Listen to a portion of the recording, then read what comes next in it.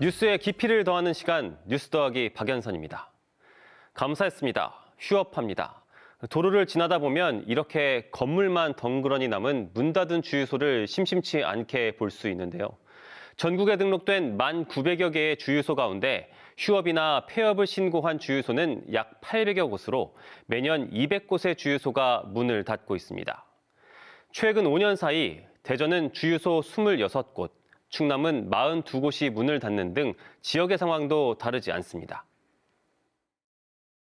경영난이죠, 경영난. 주유소가 너무 많다는 것이 중론이고요. 거기다가 가장 큰 흐름이 탈석유화가 진행되고 있잖아요. 옛날보다 휘발유 경유차도 연비가 좋아지고 있고 전기차니 수소차니 나오면서 소비량도 줄고 있고 주유소는 이제 사양산업이다 이렇게도 말씀하고 계시는 상황입니다.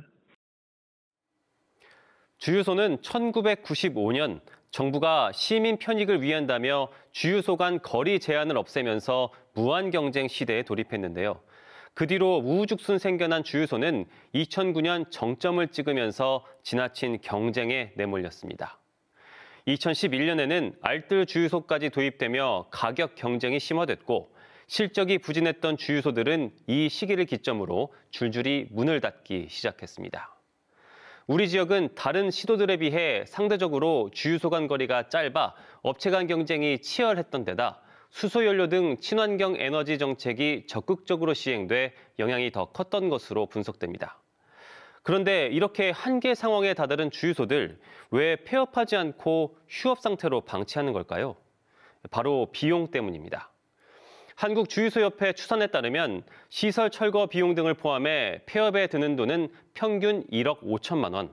반면 휴업의 경우 딱히 돈이 들거나 제재가 생기지는 않습니다. 전국 주유소 휴업률을 살펴볼까요? 강원도에 이어 대전이 가장 높았고 충북, 울산, 경북, 충남이 그 뒤를 이었습니다.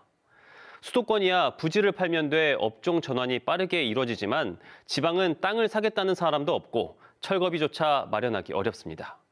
이렇다 보니 지역에선 이른바 좀비 주유소, 폐업도 하지 못한 채 대책 없이 흉물로 방치되는 주유소가 많아지고 있는 겁니다. 폐업 신고를 하지 않고 흉물처럼 그냥 방치해버리는 이런 사례들이 더 심해질 것으로 보고 있거든요. 2040년까지 현재 대략 한 11,000개 정도의 주유소 중에서 3,000개 정도만 살아남을 수 있고 나머지는 아마 퇴출될 것으로 보고 있는데요. 이 과정이 상당히 빠른 속도로 진행될 것으로 보입니다.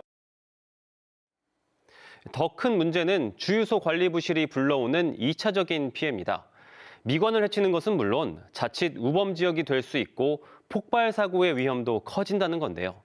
주유업계와 관련 전문가들은 퇴출당할 수밖에 없는 이런 주유소들을 위해 폐업을 위한 지원책이 필요하다고 말합니다. 폐업 비용을 정부가 또는 지자체가 지원해야 한다는 겁니다. 하지만 반대 목소리도 만만치 않습니다. 1억 5천만 원을 세금으로 지원해달라니 주유소협회에서 걷어서 내라. 철거 비용, 토양 정화 비용 엄청난데 저걸 왜 세금으로 처리하지? 개업할 때 철거비를 보증금으로 내고 시작해야 한다. 일리가 있는 주장들입니다.